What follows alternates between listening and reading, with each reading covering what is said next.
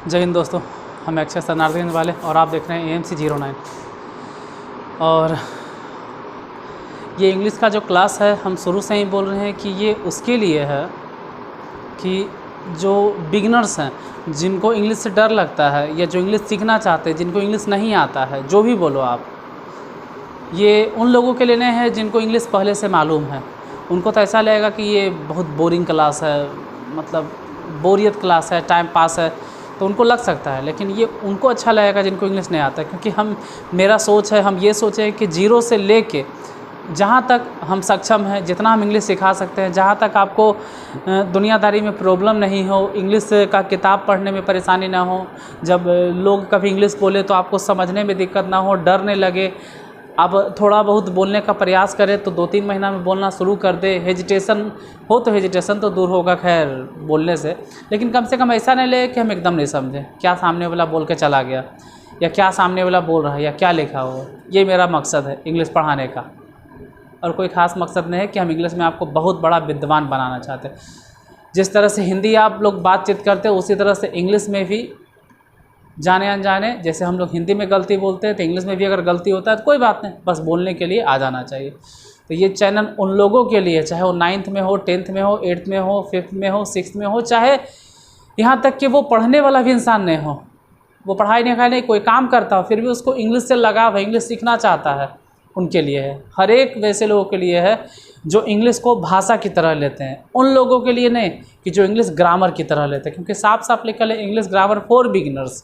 ये सिर्फ बिगिनर्स के लिए ग्रामर है, ठीक है। बाकी जो बहुत ज़्यादा जानते हैं उनके लिए ग्रामर नहीं है। तो नाम सिर्फ ग्रामर है, लेकिन चल तो रहा है ट्रांसलेशन वाला सेक्शन।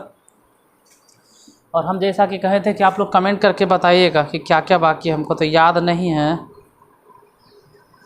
कि बाकी क्या क्या है, अब देखिए पड़ेगा क्या क्या बाकी है।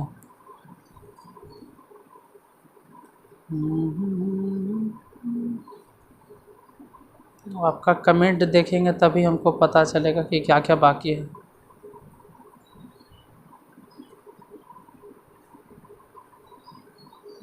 बाईस hours ago present continuous tense बाकी है, फ्यूचर कंटिन्यूअस टेंस बाकी है। नहीं यार, प्रेजेंट कंटिन्यूअस तो हम एक दिन बता दिए थे।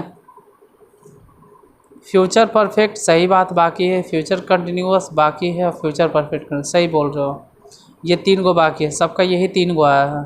ती कुमारी यूज़र क्यों, हाँ आप लोग सही बता रहे हैं, 3 टेंस बाकी है।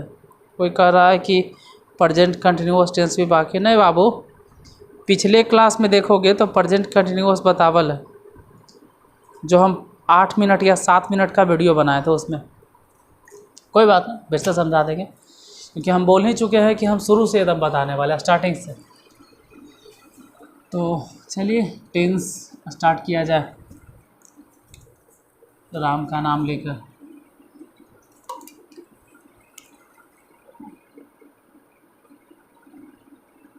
टेंस कौन सा पार्ट होगा ये तो याद भी नहीं हमको, देखते हैं तो भी भले लिखते हैं।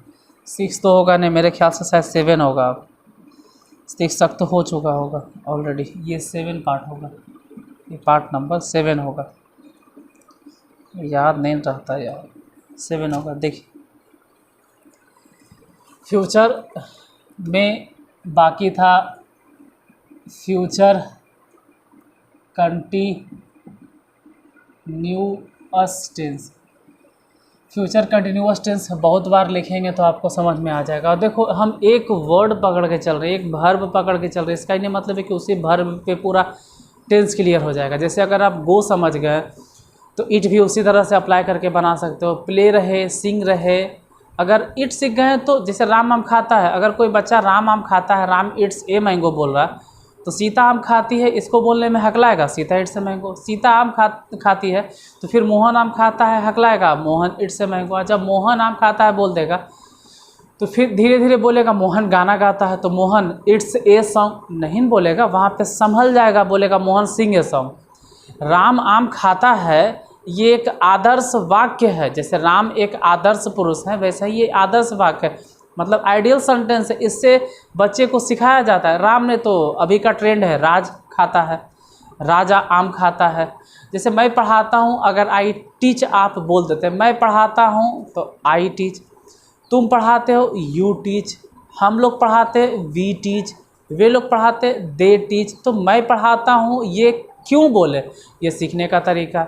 हम इंग्लिश स्टार्टिंग से ही बोल रहे हैं, शुरू से ही बोल रहे हैं कि जैसे बच्चे को तोतरा के जब बोलता है तो बोलने के लिए सिखाया जाता है, मम्मा, डुड्डा, अम्मा, पता नहीं क्या क्या बोलता है, तो क्या ज़िंदगी भर वही शब्द बोलेगा। जैसे जैसे बड़ा होगा वैसे वैसे उसका लेवल अच्छा होगा। तो इंग्लिश में भी वैसा ही लेवल है। मैं खाता हूँ आई ईट, मैं जाता हूँ आई गो, मैं नाचता हूँ आई डांस, मैं पढ़ता हूँ आई रीड, मैं बोलता हूँ आई स्पीक, मैं देखता हूँ आई सी, मैं कूदता हूँ आई जंप, मैं लिखता हूँ आई राइट, मैं पढ़ता हूँ आई रीड। तो एक सेंटेंस अगर आप समझ गए तो बाकी आप हज़ारों सेंटेंस बना दोगे।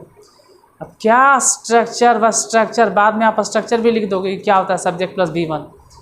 तो जैसे सिखा रहे हैं अगर वैसे सीखते हो तो अच्छा है, क्योंकि हम खुद विश्वास नहीं करोगे। आज तो खैर मैट्रिक पास किए 2006 और कहाँ यहाँ तक पहुँच गया, अच्छा खासा समय का फासला हो गया है। लेकिन जब हम 10th में थे तो आप मजाक उड़ाओगे कि हम किस दौर से गुजरे हैं। हमसे किसी अपने ने पूछा था, कोई अपने ही थे, कहे थे मैं जाऊंगा कि ट्रांसफर बताओ बाबू। अब सोचो कि कितना बुरा स्थिति मेरा होगा इंग्लिश में। जब हम 10th में पढ़ते थे तब मैं जाऊंगा, तब हम बोले थे आई विल बी गो। अजीब सा लगता है कि हम कौन से दौर में पढ़ रहे थे जब हम 10th में पढ़ रहे थे। तो क्यों ऐसा हुआ? क्योंकि हम लोगों को ट्रांसलेशन भी रटावल जाता था, कभी समझाया नहीं गया, कभी पढ़ाया नहीं गया। जब हम साइंस पढ़े थे तो साइंस उतना समझाया नहीं गया, क्योंकि आज से 17-18 साल पहले की बात है। उस वक्त उतना कोई समझाने वाले टीचर नहीं थे। अब तो यूट्यूब है, आपके पास गूगल है, हर जगह आपको जवाब मिल जाता है। अब जिस दौर से हम गुजरे 2006 और 5 में, उस समय तो नेट की भी सुविधा नहीं थी, यूट्यूब भी नहीं था उस समय, यूट्यूब के भी साधन नहीं था कि यूट्यूब से कोई पढ़ लेगा। तो जो बता दिए मास्टर साहब, और किताब का नाम भी उतना नहीं जानते थे कि हम गूगल पे सर्च कर सकें। तो आई विल बी गो, सोचो अब 10th में हम हैं, 10th में हम थे और आई विल बी गो बोल रहे। ये गलत नहीं है, आई विल बी गो इसको गलती नहीं बोला जाएगा, इसको गलत नहीं बोला जाएगा, ये महा गलत है। इस सेंटेंस को आप गलत नहीं कर सकते। एक तो आई के साथ विल लगा रहे, ऊपर से बी गो बोल रहा है, बी गोइंग होना चाहिए। अब पहली बात कि बी होना ही नहीं चाहिए, आई विल बी गो, और विल भी नहीं होना चाहिए, आई शैल गो होना चाहिए। इतना बड़ा गलती बोले थे, लेकिन क्या करें, उस वक्त एहसास नहीं था। सामने वाले जो पूछे वो भी मजाक उड़ा दिए, लेकिन बाद में बताए नहीं कि नहीं बाबू ऐसे नहीं ऐसे होता है। अब तो ऐसा लगता है कि अगर हम किसी से पूछते हैं और जब सामने वाला नहीं बताता है तो प्रयास करते हैं, उसको समझाते हैं कि रुको बाबू हम समझा देंगे, टाइम दो, 1-2 दिन हम समझा देंगे आपको। या फिर अगर राह चलते किसी से पूछ दिए, ऐसे तो पूछते ही नहीं हम किसी से, उसके गार्जियन बहुत तंग करते हैं तब पूछते हैं। अब इतना हम इसलिए बोल रहे हैं जब में आप डीमोटिवेट ना हो, कि 5 मिनट 7 मिनट आपका टाइम बर्बाद इसलिए किया जाए जब में आप हिम्मत नहीं हारे, सीखोगे इंग्लिश एकदम समझ में आएगा। आज ऐसा समय आ गया कि हर चीज़ इंग्लिश मीडियम में ही हम पढ़ते हैं, अब आपको भी पढ़ाते हैं, भले ही तुम्हारा क्लास हिंदी में हो। टॉपिक पे आ जाए, फ्यूचर कंटिन्यूअस बहुत बकवास कर लिए। जैसे मैं, चलो आज बदल देते हैं, मैं गाता रहूँगा, आज थोड़ा चेंज कर देते हैं, मैं गाता रहूँगा, मैं नहीं गाता रहूँगा। पहले एक चीज़ यहाँ फिर से रिपीट कर दिया जाए कि गा मतलब फ्यूचर और रहा रही मतलब कंटिन्यूअस। कहेंगे इसमें तो ताते ती भी है, तो यहाँ पर ताते ती का उतना इम्पोर्टेंस नहीं होता है फ्यूचर में। मैं नहीं गाता रहूँगा, क्या मैं गाता रहूँगा, क्वेश्चन मार्क, क्या मैं नहीं गाता रहूँगा, मैं क्यों गाता रहूँगा, मैं कैसे गाता रहूँगा। देखो इतने काफ़ी है समझने के लिए। फ्यूचर इंडेफिनिट तो कल ही बता दिए थे, यहाँ पे हो जाएगा। अरे यार ब्लैक मार्क करने आना चाहिए, नहीं गया। आई, और गागेगी है तो आई के साथ सेल होता है, कल भी बोले थे। और रहा रही है तो जाहिर सी बात है गाना क्या हो जाएगा, सिंग, और ING लगा देंगे, सिंगिंग। लेकिन ये तो गलत हो जाएगा, सही कैसे लगा दिए। सेल या विल के बाद किसी भी मॉडल एक्जुलरी वर्ब के बाद हमेशा V1 आता है। याद रखिएगा, किसी भी मॉडल एक्जुलरी वर्ब के तुरंत बाद, यहाँ लिख दे रहे हैं, मॉडल्स एक्जुलरी वर्ब के बाद हमेशा क्या आता है, V1। मॉडल्स एक्जुलरी वर्ब के बाद हमेशा क्या आता है, V1। अब V1 के रट्टा मार ले, लेकिन यहाँ पे सिंगिंग लिखे हैं तो सिंगिंग लिखना पड़ेगा क्योंकि रहा रही है, तो मामला गड़बड़ नहीं। जब नहीं समझ में आता तो बी देना चाहिए, आई शैल बी सिंगिंग। जैसे यहीं पे मैं नहीं गाता रहूँगा तो आई शैल, और नॉट क्या कहता है कि आप सब्जेक्ट को दे दिए, एक्जुलरी वर्ब दे दिए तो तुरंत नॉट उतार दो, आई शैल नॉट बी सिंगिंग। यहाँ पर भी आपको याद रखना होगा कि बी हमेशा सिंगिंग के साथ में रहेगा। जैसे क्या मैं गाता रहूँगा तो आई, नहीं पहले तो शैल, कैपिटल एस होगा, शैल, उसके बाद होगा आई, पहले शैल फिर आई, और फिर बी देना पड़ेगा। क्यों?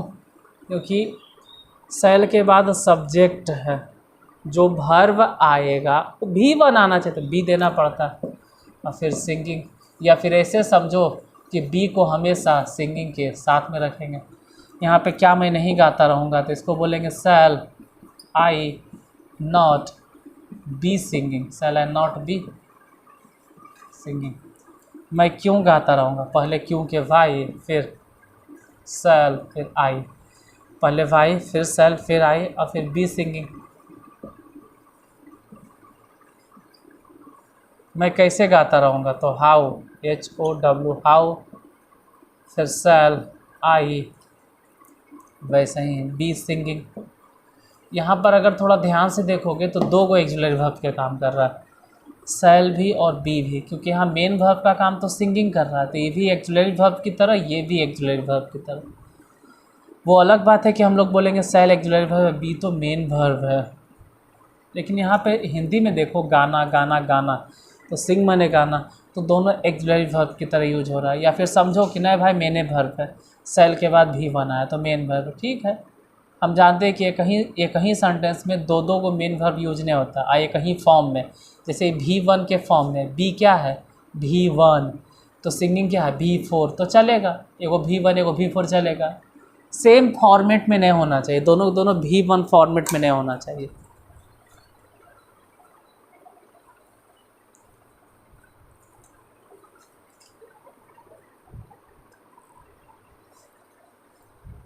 देखो, हाँ, कभी कभी हम वीडियो को देखते हैं तो साफ़ नहीं दिखता है, तो आपको साफ़ दिखने के लिए रिजोल्यूशन 720 पे सेट कर लेना चाहिए, ठीक है। 720 पे भी देखोगे तो आपका MB खर्च नहीं होगा, एकदम नहीं। और आप अगर हमको पढ़ाते तो क्या बोले यार, 720 में तो हम 1 GB में एक गो फिल्म देख लेते हैं, 720 पे 3 घंटे का, और ये तो 15 या 20 मिनट का क्लास रहता है, 720 पे आराम से चल जाएगा। हाँ, ये अलग बात है कि आपको फिर रील्स और मीम्स देखने का मौका नहीं मिलेगा। फ्यूचर कंटिन्यूअस के बाद ज़रा फ्यूचर परफेक्ट पे आते हैं। जैसे मैं पढ़ चुकूँगा, चलिए बदल देते हैं, पढ़ चुकूँगा, फिर मैं नहीं पढ़ चुकूँगा,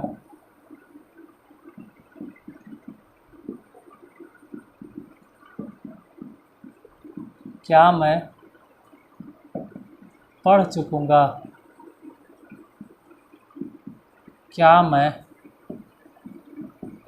नहीं पढ़ चुकूँगा, मैं क्यों पढ़ चुकूँगा, मैं कहाँ पढ़ चुकूँगा। समझते हैं पहले यही सब सेंटेंसेस। पहले तो ये 4 को तो कंपलसरी है, जैसे मैं पढ़ चुकूँगा तो आई शैल, इतना तो देना ही है हर बार। आप फ्यूचर टेंस में नोटिस करोगे कि हर बार, ध्यान रहे फ्यूचर कंटिन्यूअस नहीं है, चेंज हो गया, चुका चुकी मतलब अब हम आ गए हैं फ्यूचर परफेक्ट टेंस में। तो आई सेल तो होना ही है, और चुका चुकी है इसके वजह से है वो होगा। अब पढ़ना के रीड, रीड ही होता है, उसको रेड भले प्रोनाउंसिएट करते हैं हम लोग, या जो भी प्रोनाउंसिएट करते होंगे। आई सेल ऐसा रेड प्रोनाउंसिएट किया जाता है, आई सेल। और नहीं है तो नहीं क्या कहता है कि सब्जेक्ट है ऑक्सिलरी वर्ब, तो तुरंत दो हमको not, I shall not have read. Not सिर्फ यही कहता है कि सब्जेक्ट ऑक्सिलरी वर्ब हो, ये नहीं कहता कि हमको 5-6 को ऑक्सिलरी वर्ब दो। अब यहाँ पे देखो सेल है, और सेल के तुरंत बाद जो लगा है हैव तो V1 है, सेल के तुरंत बाद जो हैव लगा V1 है, तो ठीक है कोई दिक्कत नहीं। कहेंगे ये रीड ये भी तो V1 नहीं यार, ये V3 है। ये कहीं सेंटेंस में 2 बार V1 कैसे इस्तेमाल होगा, V3 है वो, V1 नहीं इस्तेमाल हो सकता। क्या मैं पढ़ चुका हूँ, तेजा हो जाएगा सेल, फिर आई, सेल आई और हैव, सेल आई हैव, और पढ़ना के read, shall I have read. यहाँ पे क्या मैं नहीं पढ़ चुका हूँ, तो पहले तो हो जाएगा सेल आई नॉट, सेल हो गया आई नॉट हैव और रीड, इसको रेड पढ़ते हैं। फिर जा जाओ, मैं क्यों पढ़ चुका हूँ, मैं कहाँ पढ़ चुका हूँ, तो पहले क्यों और उसके बाद क्यों दे दिए। है तो इंट्रोगेटिव सेंटेंस ही, भले ही WH इंट्रोगेटिव है, तो वाई दिए, उसके बाद सेल दीजिए, वाई सेल, फिर आई, वाई सेल आई, फिर have, why shall I have, और पढ़ना के रीड। मैं कहाँ पढ़ चुका हूँ, तो कहाँ के वेयर, और फिर सेल आई, और चुका चुकी है तो हैव हो गए, why shall I have read हो गया। एक और बच गया, एक चीज़ आप नोटिस कर रहे होंगे कि हम इसमें ये सिखा रहे हैं कि नॉट जो होता है वो सब्जेक्ट ऑक्सिलरी वर्ब के बाद। अब सेल है और हैव है, तो सेल को ऑक्सिलरी वर्ब मान लिया जाता है, और हैव एक तरह से मेन वर्ब की तरह काम कर रहा है, हैव एक तरह से मेन वर्ब का काम कर रहा है। हैव रीड भले ही V1 है और ये वाला V3 है, तो यहाँ पे एक तरह से मेन वर्ब की तरह काम कर रहा है। ऑक्सिलरी वर्ब की तरह सिर्फ सेल का इस्तेमाल यहाँ पर किया गया है। क्यों मेन वर्ब बोल रहे हैं, क्योंकि सेल के बाद ऑक्सिलरी वर्ब नहीं आता है। सेल या विल या कैन या कुड, मे, मस्ट, माइट, मतलब जो भी मॉडल ऑक्सिलरी वर्ब है 13 को, उसके बाद मेन वर्ब ही आता है, तो हैव को मेन वर्ब ही बोलेंगे, हैव। देखो मॉडल्स ऑक्सिलरी वर्ब में नियम है कि मॉडल्स ऑक्सिलरी वर्ब के बाद जो भी वर्ब आता है वो V1 होता है, तो जाहिर सी बात है मेन वर्ब होगा। तो यहाँ पे हैव भी मेन वर्ब है, याद रखिएगा, और रीड भी मेन वर्ब है। अलग बात है कि हैव V1 में है और रीड जो है V3 में, लेकिन है दोनों मेन वर्ब। होता क्या है कि बच्चे को समझाने के लिए हम ये बोल देते हैं कि सेल भी ऑक्सिलरी वर्ब और हैव भी ऑक्सिलरी वर्ब, वो सिर्फ समझाने के लिए बोलते हैं। रियलिटी ये नहीं है, रियलिटी तो ये है कि इसमें सिर्फ सेल ही ऑक्सिलरी वर्ब है। जैसे एक चीज़ और देखो, आप लोग जानते हैं कि सेल, नहीं जानते तो अब रटिए, अब जानिए, सेल या विल के बाद हमेशा V1 आता है। अब V1 के जगह पे मान लो बाय द वे हैव का इस्तेमाल हो गया, हैज तो दे नहीं सकते हैं, हैज नहीं होगा, क्यों, क्योंकि हैज V5 है, दिख रहा है इतना नीचे, हैज़ V5 है। हैज़ क्या, आप अगर चाहते हो कि हम हैड का इस्तेमाल करें तो भी नहीं कर सकते हो, क्योंकि V2 है। तो बाय द वे अगर हैव का इस्तेमाल होगा तो हैव के बाद हमेशा जो वर्ब आता है वो क्या आता है, V3। ये याद रखना, अगर हैव यूज कर दिए तो हमेशा V3। जैसे फॉर एग्जांपल देखो, मैं कुछ और लिखते हैं इस बार, लिखता नहीं, थोड़ा सा हल्का वर्ड चुनते हैं, मैं नाचता हुआ रहूँगा। ज़रा इस पर गौर कीजिए। तो पहले तो मैं आई, अब नाचता हुआ रहूँगा, जब भी बोले थे ना कि फ्यूचर टेंस में CR जैसा आ जाए, हुआ, नाचता हुआ रहूँगा, खेलता हुआ रहूँगा, तो समझ जाना कि परफेक्ट, और अब परफेक्ट नहीं, परफेक्ट कंटीन्यूअस हो गया, तो आई और गागेगी के सेल, बस। अब सेल के बाद क्या देवा है, यहाँ पे रहा रही है, तो रहा रही के लिए क्या होना चाहिए, आई सेल डांस, उसमें ING जोड़ दो, आई सेल डांसिंग। क्या बात, शाबाश। अरे गलत हो गया यार, आई शैल बी डांसिंग नहीं होगा। ऐसा कैसे, डांसिंग क्यों नहीं होगा? एक मिनट थोड़ा सा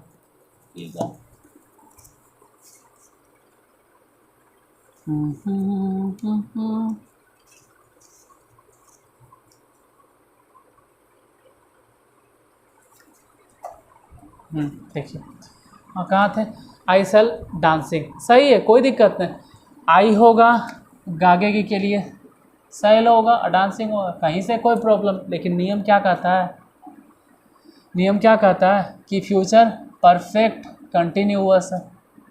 तो कंटिन्यूअस है तो कंटिन्यूअस की वजह से आप आईएनजी जोड़ दिए, ठीक है, लेकिन परफेक्ट को कहाँ फॉलो किए हैं? परफेक्ट क्या कहता है कि हैव दीजिए, तो हैव देना पड़ेगा।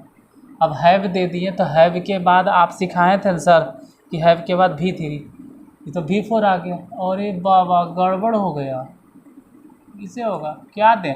तो बोले जहाँ नहीं कुछ पता चले वहाँ बी दे दो। बी मत दो, बिन दो। देखो ये जो बिन दिए हैं ना, तो समझो ये ग्रामर ही है, ऐसा नहीं कि ट्रांसलेशन सिखा रही है। भी थ्री है, ये भी फोर है, हैव जो है वो भी वन है। यहाँ पे तीनों के तीनों वर्ब वर्ब वर्ब, और ई तो खैर एक्जुलरी वर्ब है, ये मॉडल एक्जुलरी वर्ब। समझे कि वर्ब तो डांसिंग ही हुआ था, लेकिन डांसिंग कहता है, सेल कहता है कि सेल के बाद डांसिंग कैसे आएगा? और डांसिंग तो होना ही है। आप डांसिंग को टाल नहीं सकते, क्यों? क्योंकि रहा रही है, तो इसको कोई भी नहीं टाल सकता है। नाचना और डांसिंग, मतलब नाचना के लिए डांस और रहा रही के लिए आईएनजी देना ही होगा। लेकिन सेल कहेगा कि हमरे बाद भी वन दीजिए, तो कौन सा भी वन दे? क्या बी दे दे? नहीं, बी कैसे देंगे? परफेक्ट में है, और परफेक्ट में हैव होता है, तो हैव दी। हैव तुरंत कहता है कि हमरे बाद भी फोर नहीं आएगा, अगर आएगा तो माथा फाड़ देंगे ओकरा मार के। तो क्या दो भाई? भी वन नहीं, भी वन भी नहीं दो, हैव के बाद भी थ्री दो। तो जहाँ कुछ नहीं समझ में आता है बिन दो। इसीलिए आई शैल हैव बिन डांसिंग होता है। और जरा देखो, मैं नहीं नाचता हुआ रहूँगा, इसको क्या बोलेंगे? आई शैल। अब आई हो गया, शैल हो गया, तो अब क्या करें? नॉट तो यही चाहता है ना कि सब्जेक्ट एक्चुअली वर्ब दे ही चुके, तुरंत नॉट दो ने यार, आई शैल नॉट। अब बाकी हैव बीन डांसिंग, ये सब के सब मेन वर्ब की तरह इस्तेमाल होगा। शैल के बाद हैव देना ही होगा। क्यों देते हैं हैव सर? क्योंकि परफेक्ट है। बिन काहे दिए सर? क्योंकि हैव के बाद भी थ्री आना चाहिए, तो नहीं कुछ तो बिन दो। काहे देंगे? डांस जो नहीं दे सकते, नो नहीं दे सकते हैं, क्योंकि डांस के बाद नाच रहा रही है, तो आईएनजी ही देना होगा। इसी तरह से सोचो कि क्या मैं नाचता हुआ रहूँगा, तो क्या हो जाएगा? नाचता हुआ रहूँगा, तो पहले शैल, फिर आई, और उसके बाद have been, shall I have been, और डांसिंग इतना होगा, और लास्ट में क्वेश्चन मार्क। इसी तरह से अगर कह दे कि क्या, थोड़ा सा साफ नहीं लिख रहे हैं, जल्दीबाजी के फिर में, क्या मैं नाचता हुआ नहीं रहूँगा, तो क्या दीजिएगा? तो बोलेंगे कि पहले शैल, क्योंकि है तो एक्चुअली पहले शैल, फिर आई, फिर sorry shall I have, shall I not have. क्यों नॉट पहले दिए सर? क्योंकि नॉट का कहना है कि सब्जेक्ट है और एक्चुअली वर्ब है, तो बाकी क्यों इंतज़ार करते हो? तुरंत नॉट दो, हैव बीन, और उसके बाद हो जाएगा dancing, shall I not have been dancing. इसी तरह से मैं क्यों नाचता हूँ रहूँगा, मैं कहाँ नाचता हूँ रहूँगा। अब इतना दिन से हम पढ़ा रहे हैं, देखते हैं, चलो बता देते हैं वो भी। मान लीजिए कि मैं क्यों ऐसे दे दिया जाए, मैं क्यों नाचता हुआ रहूँगा, ऐसा सेंटेंस अगर आ जाए तो क्या करोगे? पहले तो वाई दोगे, पहले तो वाई ही देना है, उसके बाद है तो एक्जुलरी वर्ब भी।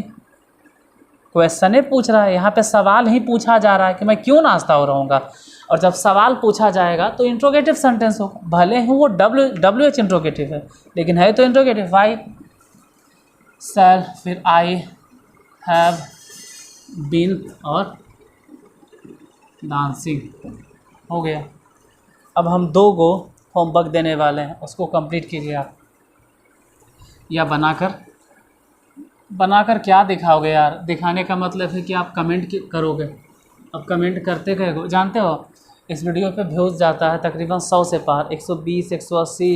I am very happy, I am so happy. लेकिन आंसर मात्र 10 या 15 को, यानी कि बाकी जो मान के चले कि 90% क्या 99% वैसन के जो आते हैं देखते हैं चले जाते हैं। उनको कुछ ऑफलाइन में भी वही हालत करते होगे, कुछ बोलता वोलता नहीं है, पूछो तो जवाब नहीं देते होगे। यहाँ भी वही हालत, ज़िंदगी भर ऐसे ही करते रह जाओगे यार। कभी तो जवाब देने का प्रयास करो, खुल के बोलने की कोशिश करो, यहाँ लिखने की कोशिश करो। खैर यही आदत रहेगा तो भगवान आपको सद्बुद्धि दे। अब हम 2 सेंटेंस देने वाले हैं। एक तो देने वाले हैं कि मैं कहाँ गया था, इसका ट्रांसलेशन अगर आप देख रहे हैं तो इतना दिन से, और मैं क्यों पढ़ा रहा हूँ।